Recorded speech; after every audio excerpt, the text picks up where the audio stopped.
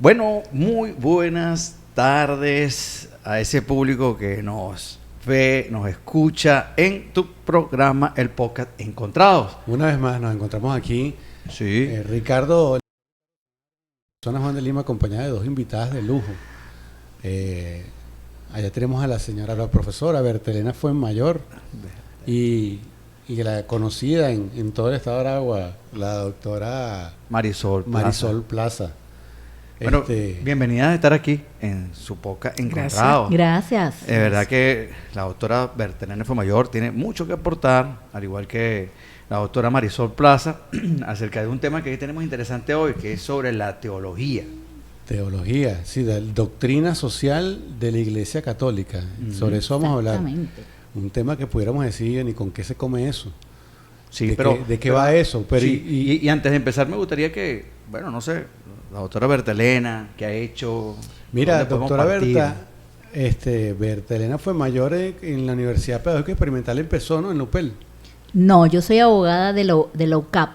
Hizo un doctorado en la UPEL. Y lo más reciente es que hice el doctorado en la UPEL. Correcto, de Universidad Católica Santa Rosa, licenciatura en Teología, magíster en Teología en la Santa Rosa también, Instituto Internacional de Teología a Distancia. O sea, un recorrido importante en ese tema, en la teología.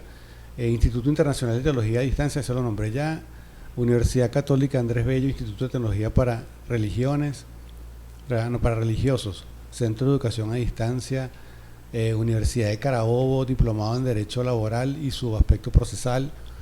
Bueno, un currículo bastante extenso y en la materia de la que vamos a hablar hoy. No sé si nos da una introducción.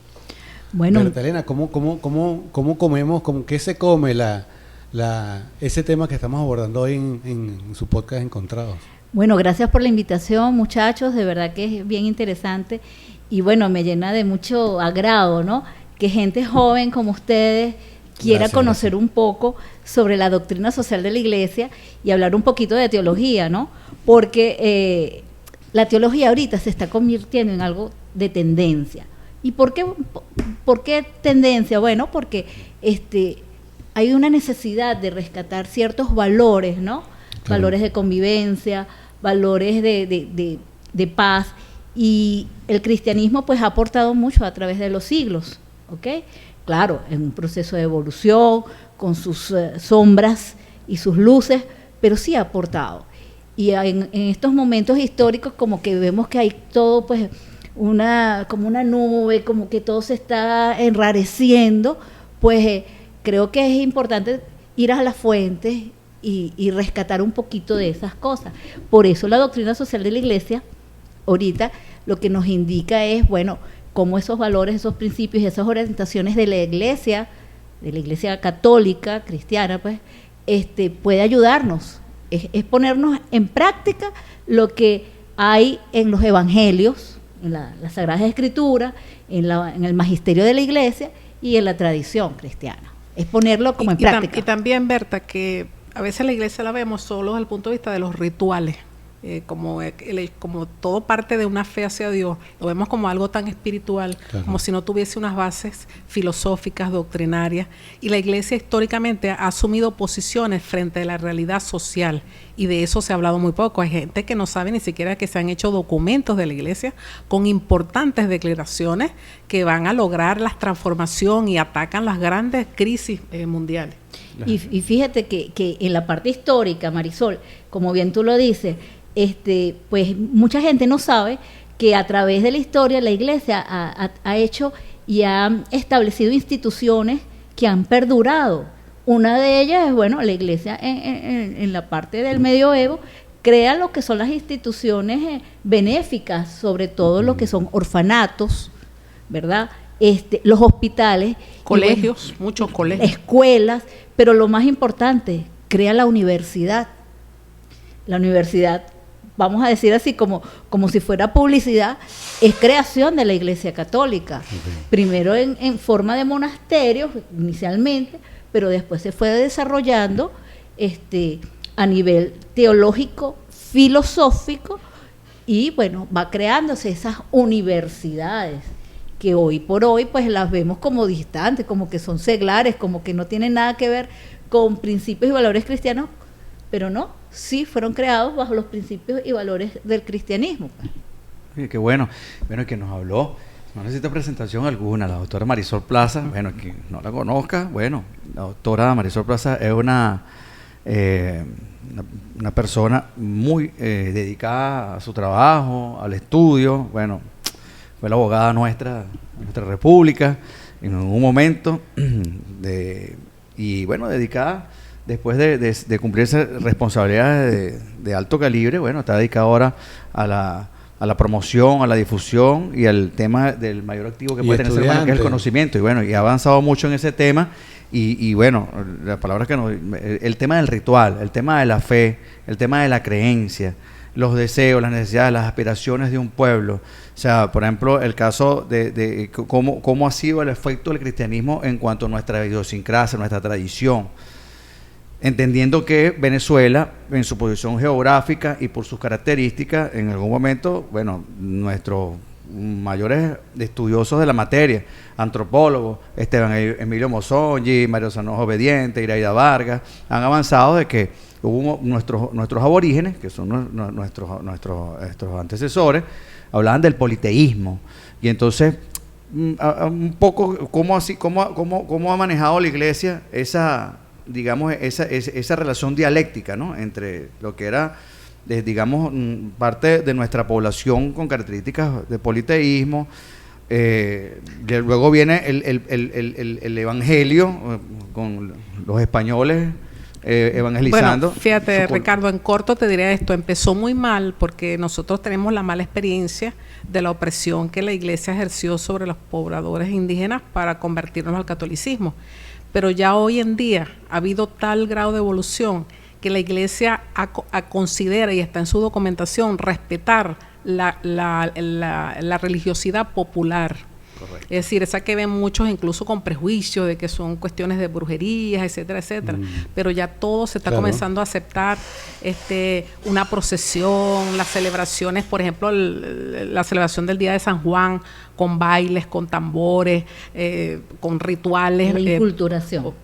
La inculturación es la palabra más exacta de eso. Entonces, a esos niveles se ha llegado. O sea, sí ha habido un cambio muy profundo. Bueno, como todas las cosas sociales. Una simbiosis cultural. Y bueno, a propósito de que hablaste de la religiosidad popular, le mandamos un saludo a nuestro Leonardo Lucero Lutengo, que también se acaba de doctorar con ese tema de la religiosidad popular. Sí. Extraordinario trabajo que hizo allí. Y bueno, también se doctoró en esa área. Y es importante, pues, que nosotros avancemos en el tema de esa... Pero, Ricardo, ahorita que estás hablando, realmente ese encuentro, nuestros pueblos originarios, o los aborígenes, nuestros pueblos originarios, eran profundamente espirituales, porque había una conexión. Ellos ya manejaban, tenían ese, vamos a decirlo de cierta forma, ese ADN espiritual. Claro. Ciertamente, con sus creencias y sus valores, nosotros, si haces un análisis antropológico, como lo han hecho muchísimas biblistas católicos, de Subicaín, de la Católica, de otras universidades, puedes darte cuenta que sí, que todos estos pueblos originarios tenían una teología inmanente a ellos. Ellos tenían todos unos mitos sobre la creación del mundo, sus dioses. Con sus dioses, cómo se creó el mundo. Correcto. Y hay unas similitudes importantísimas, bien interesantes, dignas de estudio, sobre por lo menos el diluvio universal que se plantea en las Sagradas Escrituras. También se plantea en los aborígenes de aquí, de Venezuela. Okay. Entonces, ahí tú dices, cónchale, sí, hay elementos importantes. Y siendo un pueblo que tienen ese ADN, esa espiritualidad, cuando viene este proceso de conquista, que pues fue cruento, no fue fácil, pero se fue desarrollando. Y en Venezuela, yo no sé qué pasa, que tú como historiador no lo puedes decir, pero aquí hubo una mezcla. Aquí se hizo un sincretismo interesante, porque no solamente fue el pueblo originario y el español, ¿no?, que llegó con su espada y su cruz, sino que después llegaron los esclavizados, los africanos esclavizados. Incorporaron otra... incorporaron también con una religión también con muy una religión y unos rituales muy profundos. Y miren, cuando uno estudia en la maestría de teología, que es algo increíble, ves las religiones no cristianas, pues no abrámicas, vamos a decir así, y ves cómo el sentido teológico de estas religiones de África tienen unos elementos hermosísimos, como la fuerza vital. La fuerza vital es algo que es continuo en todas las religiones de África. Eso llega a América. Y qué bonito, yo no sé si es bonito o es providencial o X, bueno, pero es hermoso, evidentemente. Va creando una nueva sociedad, un nuevo ser humano. En la carta de Jamaica, que realmente el nombre es la contestación de un americano meridional para un caballero de esta isla que la hizo Simón Bolívar en Jamaica precisamente, él habla ahí precisamente de eso lo que tú dices. La mezcla del indio, del blanco y del negro genera un hombre nuevo, ¿no? O sea, somos un nuevo género humano, somos un género totalmente distinto y eso parte precisamente de allí. Creo que Bolívar grafica magistralmente eso que usted está diciendo, porque ese sincretismo cultural que llega allí, y aparte también geomorfológicamente, porque cuando hablamos cuando hablemos del esquema mundial, cuando hablamos la Pangea y la Gondwana, que es del supercontinente, bueno, lo que hicimos fue unirnos nuevamente, entrelazarnos culturalmente, ¿no? Desde el punto de vista de la superestructura. Y bueno, nosotros hemos aprendido a cohabitar, o sea, esa cohabitación con esos distintos esquemas de pensamiento, ¿no? Yo veo que también importante es hablando del tema de la conquista, ¿no? Que evidentemente fue un encuentro de dos mundos totalmente distintos en todo. Sin embargo, se le impuso, a los aborígenes ese tipo de creencias religiosas. Y seguramente hubo mucha se me fue la palabra, conexión. No, resistencia. Evidentemente tuvo que haber una resistencia fuerte porque me estás cambiando toda mi simbología, me estás cambiando absolutamente todo y tuvo que haber habido una resistencia. Sin embargo, cuando vienen los pueblos o los esclavos que vienen de África, allí no hubo tanta resistencia, entonces ahí fue cuando vino la mezcla, porque vienen de digamos que las dos partes, esclavos que venían de África, los aborígenes que venían de alguna forma también siendo esclavizados, y se unen esos dos, y es cuando que se genera la mezcla, porque no es que se mezclaron con unos africanos que vinieron también a conquistarnos por las malas. Entonces todos ahí es donde grupos oprimidos. Correcto, Sí. fueron los dos grupos que venían oprimidos, que fueron mezclándose desde abajo, y bueno, fue saliendo pero es bien interesante, y hay que te digo porque es interesante esto y es apasionante, porque yo estoy dando clases ahorita, terminé de dar clases de historia de la iglesia en Venezuela y tuve que investigar muchísimo sobre cómo fue todos estos procesos, sobre todo lo de la conquista, ¿no? Y la conquista como tal tiene muchos matices. La conquista de España, del Imperio Español, tiene características menos terribles que la que se produjo por lo menos en Norteamérica. Y la esclavitud, como se manejó al esclavo, al esclavizado africano, es muchísimo más, es menos cruento. Es horrible, ¿no? La esclavitud es horrible, pero es menos cruento que como se hizo en el norte. Aquí en Venezuela, específicamente, vemos que hay un grado de mestizaje muy alto, tal vez uno de los mayores que hay en Latinoamérica, pero se dio ¿por qué? Porque los españoles de una u otra forma se unieron, y el esclavo, el esclavizado, fue muy inteligente. Él no puso resistencia, sino que se ocultó en las figuras y en las imágenes católicas, su teología, sus creencias, sus divinidades, ¿sabes? Las ocultó. Y nuestros indios originarios o nuestros pueblos originarios, de una u otra forma, se sintieron, había algún tipo de conexión, porque, bueno, fíjate, la figura de la madre, de María, de la Virgen María, tiene un aspecto antropológico muy importante en los pueblos indígenas. ¿Por qué? Allí ellos se sintieron identificados con la madre tierra, la Pachamama que llaman, la madre biológica. Y bueno, fíjense que María, la Virgen María, tuvo una ascendencia en los pueblos. ¿Cuáles fueron las dos apariciones más importantes en la historia de la cristiandad en América? Guadalupe y la Virgen de Coromoto. ¿Y a quiénes se le apareció? Un indio. a los indios. Sí. Claro. Entonces vemos esas conexiones. Sí, no, claro. Bueno, que es parte de eso, las aspiraciones, los deseos y las creencias de los pueblos.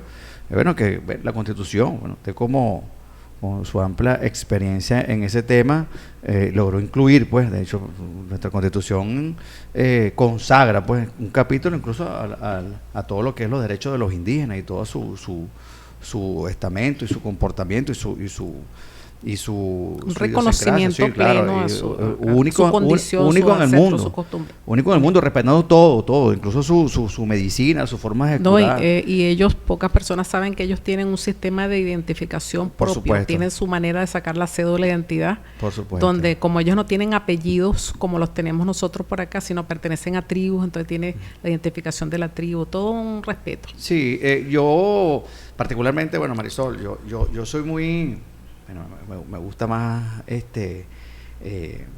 tema de lo cómo hay gente que la religión lo habla con un cierto apoliticismo, ¿no? Entonces, por ejemplo, yo me leí un libro de Fray Beto, en una entrevista que le hace a Fidel Castro. Fray ¿no? Beto. Fray Beto. Él le hace una entrevista a Fidel Castro sobre la religión, un libro interesantísimo. Bueno, yo por eso se lo regalé a Leonardo Lucero, y de verdad que lo que planteaba Fidel Castro en su momento, ¿no? O sea, del concepto de la religión como una reinterpretación del pensamiento cristiano, que incluso de alguna manera se entrelaza. Porque eso fue, creo que en 1968-67, con la inauguración del Auditorio Nacional de la Universidad de México, que precisamente quien lo inaugura es Salvador Allende. Y en ese discurso magistral de Allende, él dice que él cree en el pensamiento cristiano cuando ese pensamiento cristiano interpreta el verbo de Cristo que echa a los mercaderes del templo, ¿no? Porque precisamente esa reinterpretación histórica es para luchar contra los oprimidos, contra la liberación personal, porque obviamente hay un mensaje y una doctrina. Ricardo, lo que es la teoría de la liberación, que es directamente es digamos una declaración de marxismo dentro de la iglesia, que por eso tuvo mucho rechazo. Vamos a hablar. Vamos a hablar en términos reales. Ajá. Fray Beto, incluso Fray Beto es asesor o fue asesor por mucho tiempo también de Lula da Silva. Sí. Okay. ¿Qué pasa? Acuérdate que hubo procesos de ayornamiento de la Iglesia Católica durante la mitad del siglo XX. ¿Por qué? Porque había una necesidad de entablar diálogo de la Iglesia que se había encerrado por cuestiones históricas y necesita abrirse. Con el Concilio Vaticano II, donde se establece la necesidad de abrirse al mundo, entablar diálogo con las demás religiones, con los demás cristianos y sobre todo con el mundo, con la sociedad y con la Iglesia misma, ¿no? Abrirse, se propicia entonces que por lo menos en Latinoamérica se empiece a interpretar, a generar un pensamiento crítico ante situaciones que se estaba viviendo. La teología de la liberación, más que ser marxista, porque no era marxista, utilizó un método de análisis marxista que generó esa resistencia de parte de la Iglesia, pues, y es obvio, ¿no? ¿Por qué? Porque estamos hablando de un método de análisis que es inmanente, no es trascendente, no cree en la trascendencia, el materialismo histórico. Entonces, ¿cómo eso puede generar? Es cierto que no hay una armonía en eso, pero por ejemplo, una contradicción. Yo lo veo en la sustancia, o sea, opción por los pobres. ¿Qué es tener opción por los pobres? Pero primero las clases populares y lo otro va después. Entonces, y posiciones que yo las llamo así, yo las califico porque no es que diga eso los documentos, antiimperialistas, es decir, una posición contra las potencias y los poderes económicos opresores que determinan esa situación de desigualdad que teníamos en Latinoamérica. Por eso yo lo digo marxismo, por supuesto que con la diferencia del caso, porque esto se basa en la fe en Dios y el marxismo en reglas económicas y políticas, etcétera. Lucha de clases. Pero fíjate qué interesante, porque con el Concilio Vaticano II y cómo tiene incidencia, o sea, estamos hablando de un concilio universal, de la Iglesia Universal, y ahí empieza entonces a la necesidad de sentir, a ver cómo se come eso, que decía el amigo aquí, cómo se come eso. Bueno, el Concilio Vaticano te abre las puertas porque entra en diálogo. De hecho, hubo resistencias para aceptar ese concilio por parte de ciertas iglesias y aún locales. Aún lo hay hoy en día. 60 años después todavía. Eso fue en 1965, ¿no? Pero había una necesidad de hacerlo. ¿Cómo se recibe ese concilio en América Latina? Qué interesante. ¿Por qué? Porque empieza a hacerse un documento de la segunda gran conferencia latinoamericana, que es el documento de Medellín. Y el documento de Medellín se basa totalmente en la necesidad de ver, de estudiar, de analizar y de enfrentar las situaciones de pobreza, de injusticia. Y las causas y exterminarla. Por eso que yo exterminarla, exterminar el capitalismo. Claro, lo que pasa es que este es un tema, porque fíjese, aquí estamos 4 personas que estamos disertando sobre un tema y cada quien tiene una visión distinta, ¿no? Por ejemplo, tú hablas ahorita de un encuentro de dos mundos. Yo hablo de que hubo un genocidio. Claro. Acabaron prácticamente con 90 millones de personas, o sea, habitantes de América Latina. Pero ojo, también otra cosa. Yo creo que sí es encuentro más que genocidio, porque genocidio, ahí no estás tomando en consideración que sí hubo muchísimos muertos por parte. Pero no hubo planificación fría. Sí, pero claro, y por eso tú hablaste de resistencia. Otra cosa, cuando se habla de la primera revolución industrial, la primera y segunda revolución industrial de Alan Cranwell, 1600 y pico, con la máquina de vapor y todo eso, esa transición energética entre lo que era la atracción humana con lo que era ya el carbón y todo lo que implicó eso. Entonces fíjese cómo y bueno, y aparte de eso, las distintas contradicciones o diferencias que hay en el tema religioso, ¿no? Después fueron el luteranismo, la reforma, la contrarreforma, lo cual la Iglesia Católica ha superado cantidades de divisiones que ha surgido. Una de las fortalezas de la Iglesia Católica, haber superado todas esas divisiones. Lanzaron ese brazo expansivo hacia América del Norte, ¿cierto? Con la connotación de que la defensa de los naturales, y esa defensa de los naturales implicó lo que usted dijo, prácticamente otro genocidio más en todo lo que es en el territorio norteamericano, y efectivamente, de alguna manera, darle un carácter ecuménico universal. La defensa de los naturales, ocuparon un espacio, y sobre ese espacio, bueno, de ahí viene lo que veníamos hablando antes de entrar al post. O sea, si hay un país que tiene, digamos, yo sé que un pasticho religioso, o digamos, no sé, una mezcolanza, es precisamente los Estados Unidos, porque ahora todo el que de repente asume un mandato allá, obviamente como imperio, por ejemplo, cuando se justificó el ataque a las Torres Gemelas, era porque George Bush dijo, bueno, acabo de hablar con Dios y me dijo que atacara. Entonces tú dices, Dios mío. O sea, pero fíjate, Ricardo, actualmente Latinoamérica es la esperanza de la Iglesia Católica. Es correcto. El continente de la esperanza. El continente de la esperanza, el sueño, porque el continente europeo decayó en ese sentido, claro, ¿no?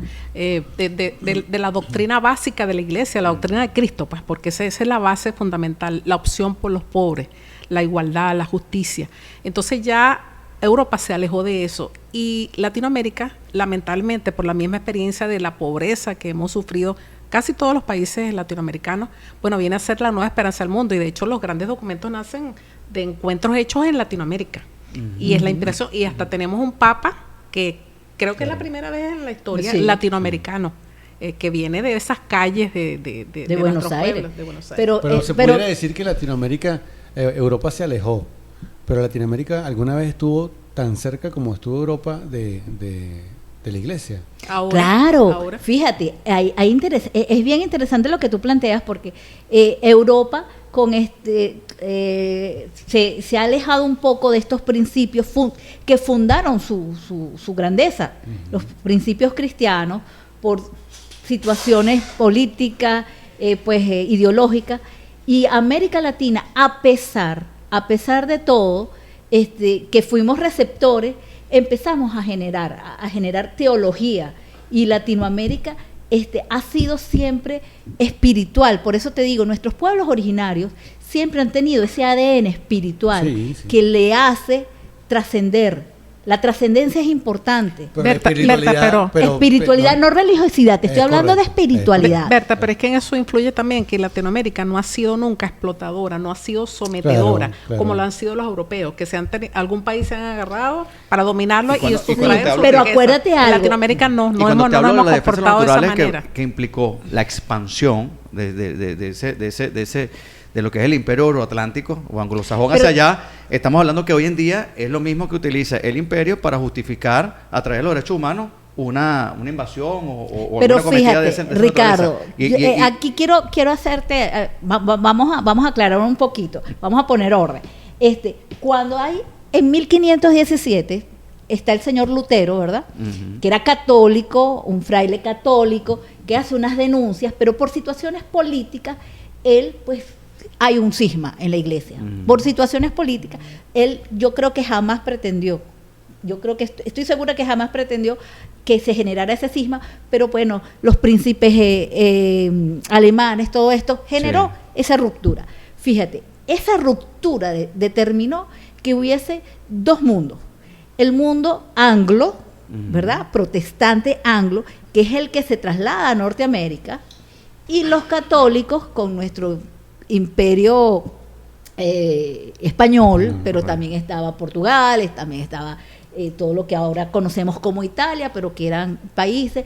Esa Europa cristiana, pues, se dividió. Y fíjate, hay una diferencia fundamental entre lo que llegó a América del Sur, a Portugal y a los países de habla hispana, y lo que llegó a Norteamérica. Hay una diferencia total. Diametral. De la concepción de vida, de la concepción de mundo. Incluso cuando estudiamos un poquito lo que es la esclavitud de los africanos en Norteamérica, vemos que ellos son considerados como seres sin almas. Son seres sin alma. En cambio, en la América hispana, con todo y que teníamos con la reina Isabel y esto y el otro, la católica, ellos fueron considerados que eran seres con almas, que debían ser salvadas las almas, los indígenas. Incluso se prohibió el tráfico de esclavos. Sí, el tráfico de esclavos tenía otra connotación. Lo que sí le puedo decir es... Y déjame decirte que Bolívar el Viejo era un gran comerciante de esclavos.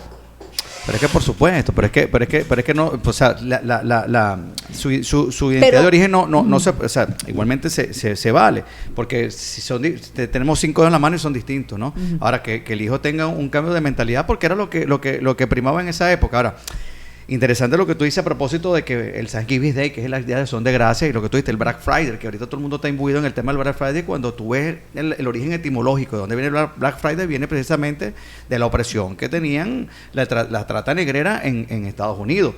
Y cuando tú analizas el día de acción de gracia, que es el abrazo en familia, resulta que al final termina siendo, en el fondo, un día oscuro, porque ahí hay un libro de Morris Berman que se llama Identificando al Enemigo, tienes que ver, o sea, prácticamente ellos hacen, o sea, eufemísticamente dan un Thanksgiving Day donde la gente se imbuye en el consumismo, y resulta que en el fondo es como una especie de ofrenda maligna, como una reivindicación para ellos justificar su reino, ¿no? Su posición geoestratégica. Es impresionante eso. Entonces, cuando tú vienes a ver, dices, Dios mío, o sea, es verdad, creo perfectamente lo que tú dices.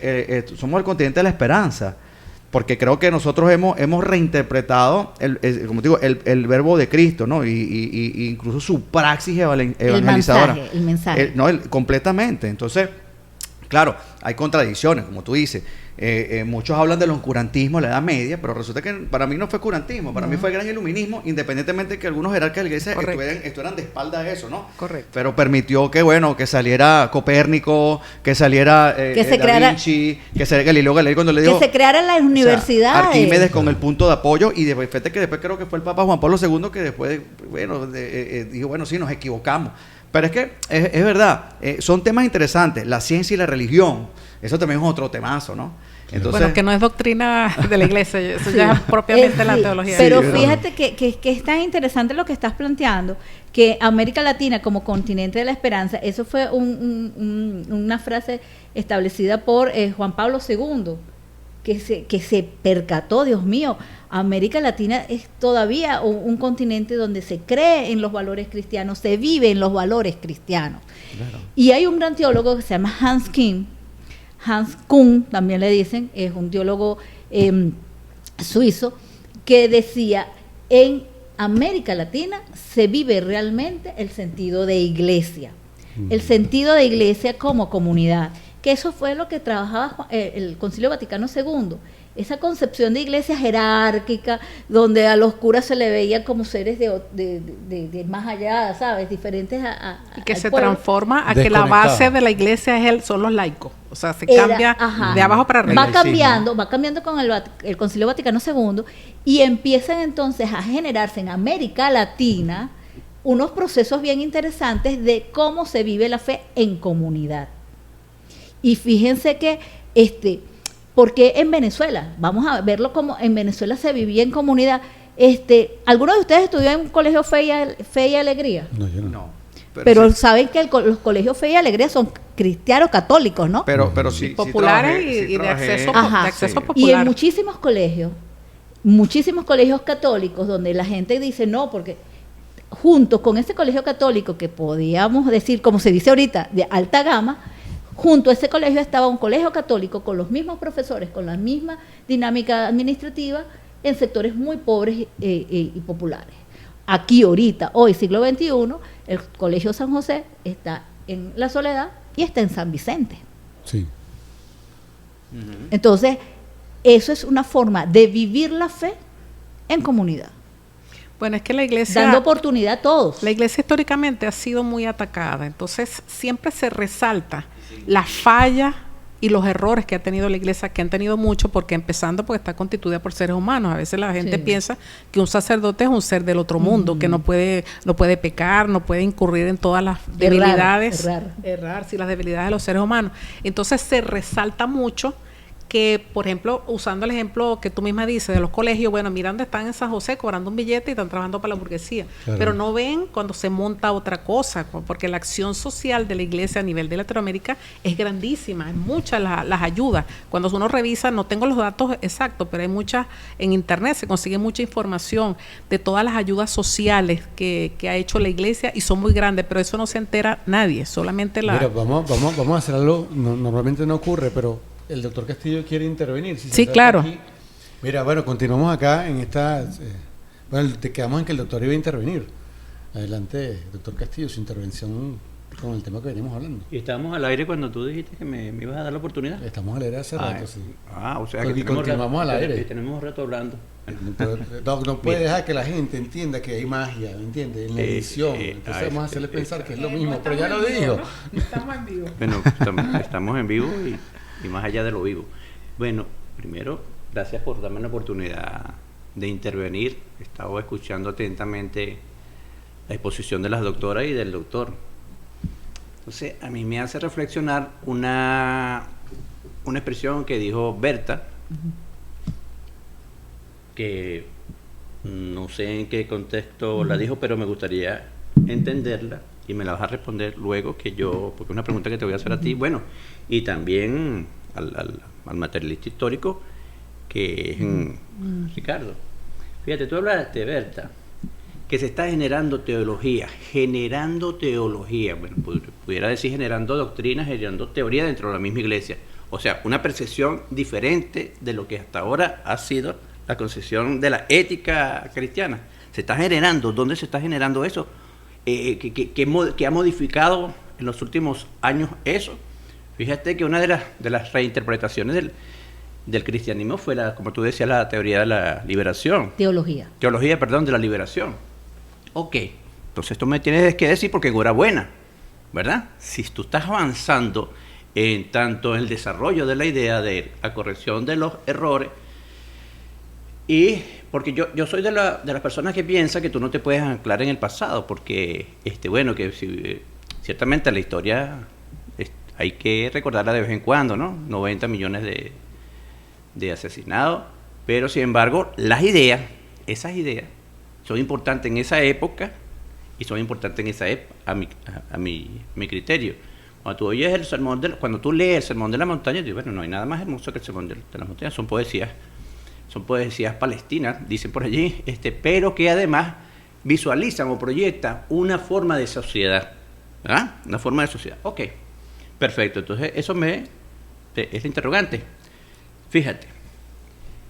Ahora bien, si creo que también pude interpretar, pude oler por allí, que hay una coincidencia ya histórica entre la ética marxista o socialista y la ética cristiana. Eso algo entendí que lo dijo Porque si nosotros creemos un individuo diferente, un individuo nuevo, una sociedad nueva, parece que son los mismos valores que persigue la Iglesia Católica, pareciera, no sé si persiguen otros. Pero si hay esa coincidencia, que la hubo precisamente con la teología de la liberación, y estuvo precisamente representada por el padre aquí en Colombia, Camilo, y allá en Nicaragua, Amaro y el otro, ¿verdad? Que era la representación de esa idea cristiana, pero llevarla a la práctica. Ok, pero partamos de que hay una coincidencia. Yo quisiera pensar que eso existe. Entonces coincidimos en lo teórico. Coincidimos en lo teórico. Entonces lo que nos faltaría es coincidir en la forma como llegamos a esa aspiración cristiana y a la aspiración socialista. ¿Cómo llegamos a eso? Llegamos a partir de que cada hombre se arrepienta y consiga esa paz con Dios. O creamos las condiciones materiales para que ese hombre cristiano pueda ejercer efectivamente su ética cristiana. O ambas cosas. Por supuesto, ambas cosas. Ajá, ¿quieres que te respondamos? Ok, el primer punto, la primera pregunta, ¿se está generando? Pues sí. ¿Qué pasa? América Latina había sido por muchos años receptora de una teología eurocentrista, generada en Europa pues obviamente porque los teólogos estaban formados en las universidades de Europa y se generaba allí. América simplemente recibía esa teología, esa información, esa doctrina. Empezamos a crecer, a evolucionar como todo ser humano, como todo ser viviente se evoluciona. Y América Latina empieza a hacer una reflexión desde sus realidades temporales, desde sus condiciones, desde la pobreza en la que vivíamos, desde las situaciones de precariedad en las que estábamos viviendo como sociedad, como seres humanos.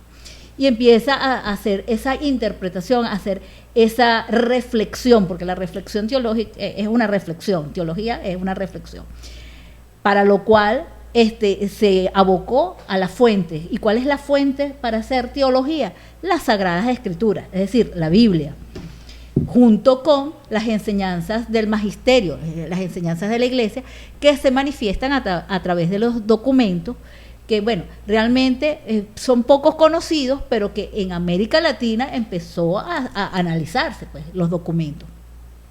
Y allí pues más adelante vamos a hablar de esos documentos. Y también de la tradición, que es la tradición, bueno, todas esas enseñanzas y todo ese bagaje teórico que nos dieron teólogos, padres de la Iglesia, San Agustín, por decirte algo, que dieron una base filosófica importante. América Latina empieza a generar teología, a utilizar métodos teológicos propios como el ver, juzgar y actuar. Empieza a trabajar en base a realidades que están viviendo y que son propias de América Latina. Y no solamente con la teología de la liberación, que surge también, que tiene su génesis en Alemania, en Europa, pero que se desarrolla en América Latina. ¿Por qué? Porque es como que empiezas a comerla aquí, ¿sabes? Empiezas a vivirla aquí, empiezas a sentirla, a estar con esa opción preferencial por el pobre, y entiendes al pobre no es solamente el carente de comida, el carente de dinero, el pobre es todo aquel que va excluyendo, que es excluido, que es oprimido. Puede tener mucho dinero, pero es excluido. ¿Por qué? Porque es homosexual, porque tiene VIH. Ajá. Porque es muy feo. Porque es muy feo. Cualquier cosa, discapacitado. Ajá. Fíjate, iba evolucionando. Y de la teología de la liberación también tenía muchos errores. ¿Por qué? Porque vamos al segundo punto que hablas tú del marxismo. Al quedarse solamente con ese método de análisis marxista, se limita, ¿no? Y se empiezan a cometer errores ideológicos. Y Camilo Cienfuegos, que se fue a tomar a las armas y la violencia, pues fue contra el mensaje evangélico o el mensaje de Cristo, que fue un líder, pero no fue violento, y por eso lo mataron, ¿se acuerdan? Que fue crucificado. Bueno, porque él no optó por las armas, pudiendo optar, pero no optó por las armas. Y así muchísimos cristianos, incluso sacerdotes, que optaron por otras posiciones mucho más cruentas, vamos a decir, más violentas. Yo no creo que el marxismo y el cristianismo tengan puntos de unión. ¿Okay? Creo que tienen dos vertientes totalmente diferentes, tienen métodos diferentes. Hay una expresión que dice que la violencia es la partera que dicen los marxistas muchísimo, los socialistas, de la historia. Nosotros los cristianos no compartimos eso. Entonces, creemos que hay otros métodos y el mensaje cristiano es muy claro en eso. Sin embargo, también sé que las luchas sociales, las luchas de reivindicación, puede ser que estén uno al lado del otro. Puede ser que esté uno al lado del otro. Bueno. Y en América Latina hay una cosa bien interesante, que en América Latina un marxista o un comunista confeso, vamos a decir, puede ser súper devoto, de la Virgen del Valle, por decirte algo. De la Virgen Milagrosa. De la Milagrosa. Puede ser, o sea, estamos viendo. Entonces allí es más sociológico, es algo que se genera más, no sé, por la convivencia, por el sincretismo, no sé qué se genera. Aquí en América Latina, o específicamente en Venezuela, vamos a hablar así, que en Europa. En Europa nunca vas a ver a un comunista entrando a una iglesia. Eso es impensable. En América Latina, Fidel Castro fue formado ¿por quiénes, señores? Jesuita. Por los jesuitas. Fidel Castro llegó a decir, si yo tuviera 4 monjas y 5 curas como los que están trabajando por los pobres en América Latina, ¿sabes? Yo no necesitaría más gente. Pero no será porque también, disculpa, por el tema de que dentro de la misma iglesia está el Opus Dei, están los jesuitas, o sea, también dentro de ellos hay corrientes. Son corrientes. Entonces, esas corrientes cada una lleva como un fin teológico, una postura. Ojo, uno lo ven, la religión, ojo, fíjese, como la visión, o sea, me gustaría que profundizara en el tema de la doctrina social. La función caritativa de yo tengo, yo te doy, o la solidaridad en horizontal. ¿Por qué? Enseño a pescar. Porque incluso aquí es correcto el enseñar a pescar, porque aquí por lo menos todos sabemos que el Tratado de Tordesillas en 1494 dividió el mundo en 2 pedazos y entonces, bueno, una parte le correspondió a América, el tema de Brasil, y bueno, y eso es otro tema mucho más. Pero sí, no es menos cierto de que, por ejemplo, cuando uno habla del enfoque religioso, o sea, cuando ese enfoque religioso se plantea, por ejemplo, el caso Colombia, ¿cierto?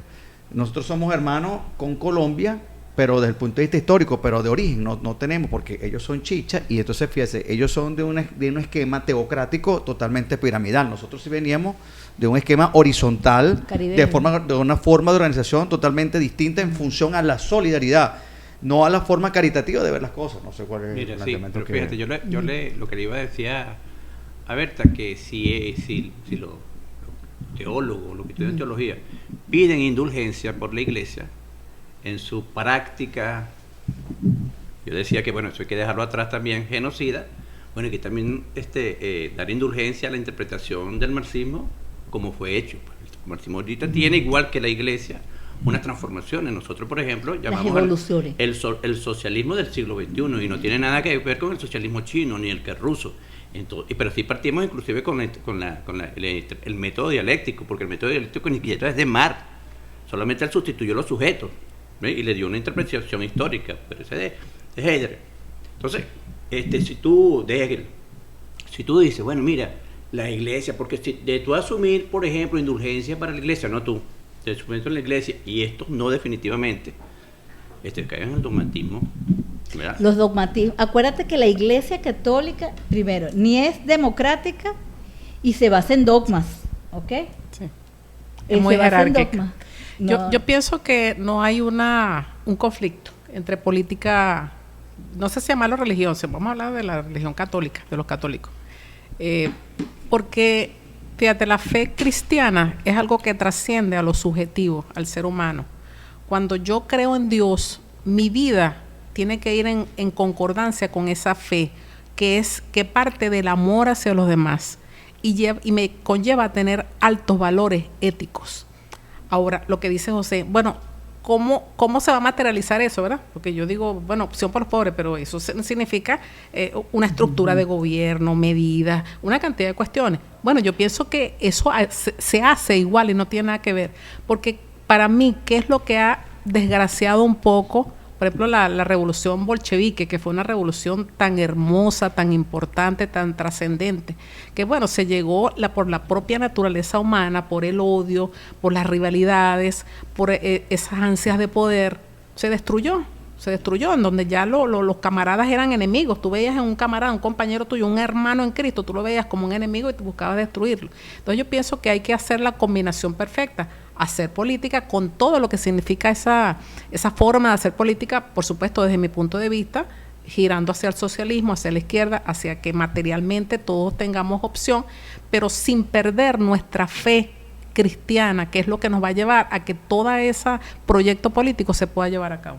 Claro, y fíjate que es tan así lo que estás planteando, que dentro de la misma iglesia, y la iglesia católica, hay personas con tendencias políticas divergentes y hasta enfrentadas, pero que conviven, y tienen que convivir. Bueno, el mismo Papa Francisco lo pide todo el tiempo. Todo el tiempo lo pide. Pero allí entonces es importante tratar de qué se trata esto de la doctrina social de la Iglesia. ¿Por qué? Porque la doctrina social de la Iglesia sí nos va a tocar elementos de la política, de la economía, de la sociedad, de la historia, y hay elementos tan importantes para el día de hoy como es la familia. ¿Me explico? Entonces, cuando nosotros sabemos que la doctrina social de la Iglesia no es más que ese compendio de orientaciones, enseñanzas, principios y valores que la Iglesia ha desarrollado a través del tiempo con una fundamentación inclusive bíblica, porque dentro de la Biblia, en el Antiguo Testamento, años A, siglos A, ya se hablaba de conceptos como justicia. Cuando leemos los profetas en el Antiguo Testamento, hay profetas que hacen denuncias ante los sistemas de opresión que existían en esos momentos. Estamos hablando de muchos años, muchos siglos antes de Cristo, como tal.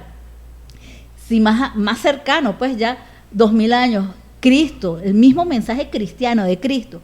Vean, leamos un poco, ¿no? La actitud de Cristo. ¿Cómo fue la actitud de Cristo hacia las mujeres? De recepción, vivía de incorporarlas, de verlas, de escucharlas.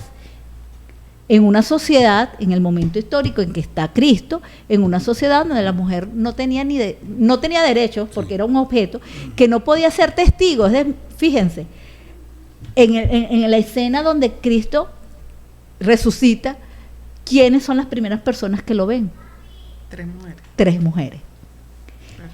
¿Qué connotación tiene eso? Las mujeres no tenían derecho a ser testigos, no tenían capacidad de testimonio, de declarar. Entonces, las reivindica. Entonces vemos que sí, hay un sustento importante, fundamental. Pero después la Iglesia no permite que sean mujeres las que sean...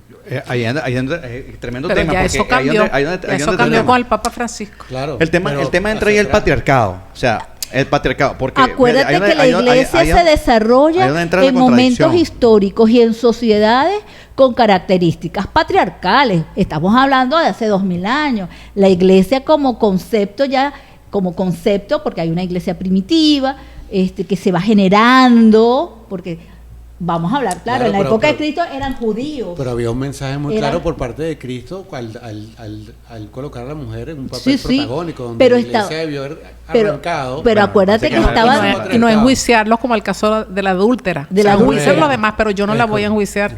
que era obligado a enjuiciarla porque, Claro. bueno, era Porque la adúltera. ley, acuérdate que estábamos en un mundo hebreo.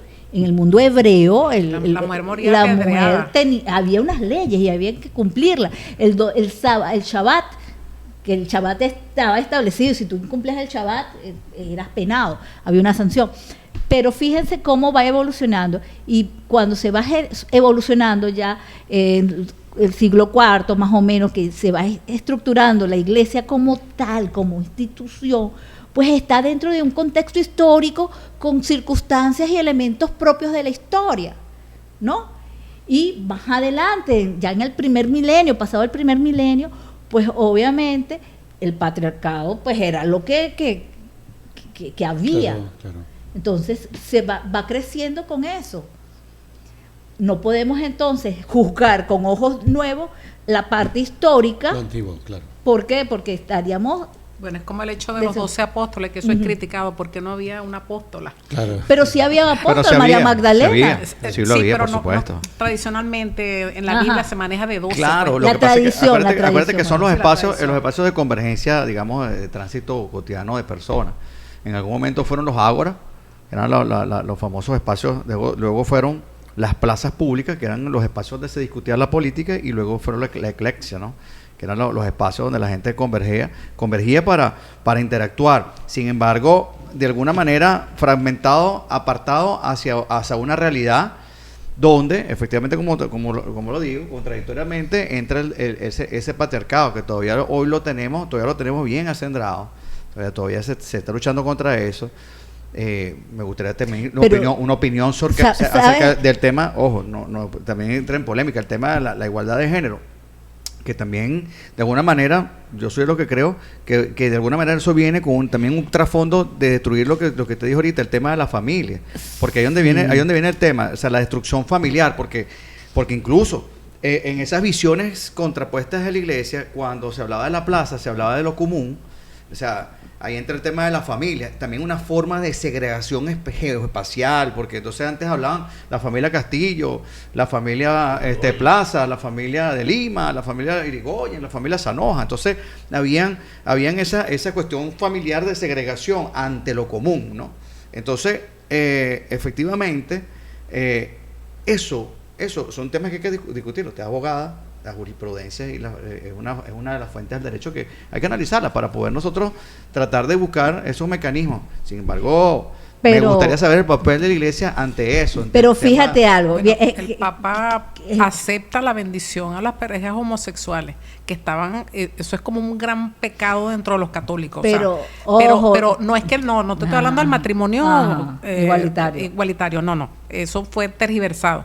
Pero dijo, ¿verdad?, que las parejas de homosexuales no pueden ser excluidas de la religión. Dios no puede excluirlo, hay que recibirlo, hay que abrir sus puertas y hay que darles la bendición.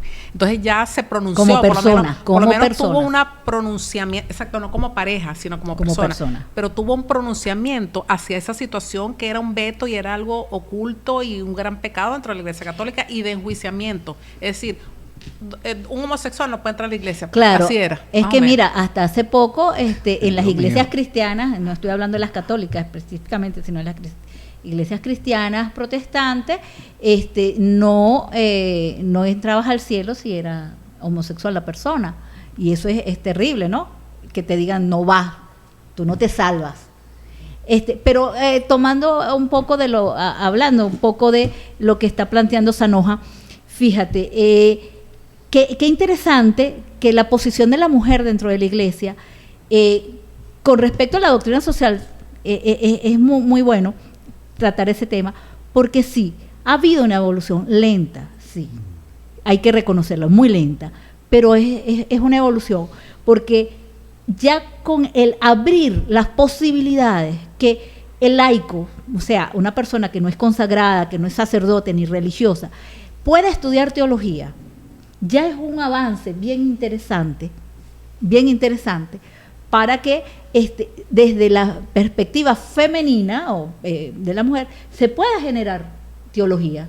No, pero el Papa incluso ha incorporado mujeres a al las trabajo estructuras digamos, administrativas Ajá. de la Pero iglesia, las ha incorporado. ¿Hasta qué punto pudiera estar el tema de que el Papa ha tomado esa acción por temor a que viene perdiendo un poco la Iglesia Católica el liderazgo, digamos que social, por falta de credibilidad, y sencillamente tengo que buscar reinventarme para ver cómo logro captar. Pero eso ha pasado siempre. Pero o sea, fíjate, siempre la iglesia se ha reinventado. Pero Es ¿qué, decir, qué, no qué es ahora. opciones tienes a nivel mundial? Ha bajado, sí, se ha perdido mucho, pero ha subido mucho los musulmanes, el Islam, y el Islam es muchísimo más patriarcal y muchísimo más violador del derecho a la mujer que cualquier otra religión en el mundo. Y lo tenemos que decir.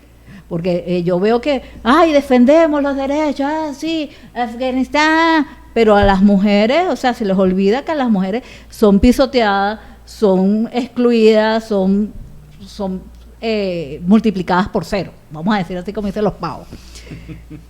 Sí, hay que decirlo. Sí. Ahora Ese es el bien, título del short de Mira, este podcast. los católicos, sin embargo, ahorita tenemos la posibilidad. El hecho de que las mujeres no puedan acceder al sacerdocio, eso podemos hacer un programa de eso, porque realmente hay teólogos bien interesantes que plantean lo siguiente: nosotros como católicos en el momento de ser bautizados nos dan 3 notas: ser profetas, sacerdotes y reyes. Esas son las 3 notas del bautismo. El sacerdocio concebido como servicio lo ejercemos todos, hombres y mujeres. Ahora bien, hay un sacerdocio que es el orden sacerdotal, donde le dan la capacidad ritual al hombre, solamente hombre. Eso se ha vuelto dogma, es un dogma donde solamente los hombres, varones pueden acceder al orden sacerdotal. Sin embargo, las mujeres hacemos un acto de servicio tan importante en la Iglesia Católica que si hoy se llama a una huelga general de mujeres, no trabajan las mujeres, la Iglesia cae. El La iglesia cae. tema religioso es un tema bastante Pique y se convulso, tiende, pique y se pique y tiende. se tiende, Tema, pique y se tiende. porque yo soy lo que creo que, bueno, si la misma Biblia dice Adán y Eva, y ahora vemos que hay 32 géneros, 33 géneros y más plus. O sea, no entiendo. Pero hay Ahora, también hay otra cosa. géneros, pero hay También otra cosa, no el los tema hay, del papel de la los iglesia, declararon. doctor, en el tema el eros y el tánatos, ¿no? O sea, por ejemplo, ahora está muy de moda el baby shower, la bienvenida a la vida, y cónchale, mira, fulano, la revelación del sexo, y si es azul es varón, y si es rosado es mujer, y broma. ¿Y por qué entonces nos enseñan al tema de la muerte, que supuestamente es la trascendencia, por qué es tan triste, tan lúgubre, nacemos y nos inculcan ese fardo, ¿no? Del pecado, que nacemos pecadores y el pecado original y esto, si somos producto del amor. Nosotros somos resultado de la comunión genética biológica de 23 pares de cromosomas de padre y madre que no resulta producto del amor, y uno nace puro, limpio. Pero Ricardo, ahí hay que ver un poco la connotación de pecado. El pecado es la desobediencia a Dios, es apartarse de la vida de Dios. Entonces ahí es esa tendencia, no se trata, porque muchos se confunden con que fue por la relación sexual, entonces hijo del pecado, o otras interpretaciones más superficiales. Entonces desde ese punto de vista se dice que somos pecadores, porque nosotros tenemos una concupiscencia, que se dice, ¿no? Sí, una tendencia a pecar. Entonces, bueno, eso hay que estarlo sanando constantemente. Mira, yo creo que Piqui se extiende, yo creo que vamos a tener que hacer otro programa. Sí. Porque creo que no tocamos la doctrina social de la iglesia. No, para nada, yo no sé qué ustedes no hablaron. pero todo ese programa estuvo muy bueno porque el tema se presta para eso. O sea, son tantas cosas que, Dios mío, o sea, por ejemplo, fíjate que yo aquí me haciendo referencia a José Saramago, que le decía, tremendo libro, buenísimo, la visión que tenía él, y de Juan Arias, que dice Jesús es un gran desconocido. O sea, entonces yo había subrayado algunas cosas allí sobre lo que era una persona que fue condenada a la muerte de la cruz por el simple pecado de haber provocado con sus utopías libertarias, lo que tú mencionabas, Marisol, a los 2 grandes poderes de su época, que era el religioso y el político. Es un libro que yo veo que cuando uno profundiza, uno queda con mucho más incertidumbre que con certeza, sobre todo de un personaje como Jesús de Nazaret, o sea, que vivió, que amó, que sintió, que tocó, se dejó ser tocado, que luchó contra un imperio, no solamente con las armas, fue un ser humano. Las armas morales y las armas de las ideas, porque y del testimonio. acabó con un imperio con las ideas. y sus ideas se mantienen 20 siglos y pico después, se mantienen vigentes en el Correcto. tiempo. Entonces, es un tema, ¿no? Y sobre Cristo han escrito muchas cosas, por eso que decía que es un personaje completamente inacible. Hay ¿no? O una sea, materia, Ricardo, dentro de los cursos de teología que se llama Cristología, y es estudiar a Cristo. sí. Toda una materia. El Cristo de la fe y también el Cristo histórico o el Sí. Jesús de la historia. Pero eso es bien profundo, bien interesante y que es motivo de otro programa, como Correcto. dice. Y como quien ha encontrado no se quedan cabos sueltos, te respondo.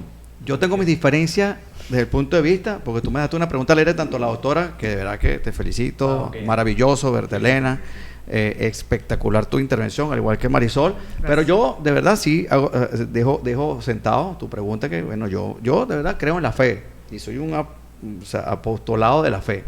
Críticos son las estructuras. Las estructuras que donde se cimenta la fe, sí las combato, bueno, pero a capa y espada. Pero sí, efectivamente, sí hay que profundizar. Esto es un tema, yo creo que todo para sí. 2 o 3. Claro. Bueno, el gracias tema. por habernos acompañado. Quedó A pendiente ustedes porque por no habernos hablamos, invitado. no hablamos de la doctrina. Y bueno, qué Pero- pena, pero es que es tan... Es correcto. ¿verdad? ¿Cuáles instrumentos musicales? Bueno, pero los instrumentos, bueno, también. Hay que felicitar que Piano.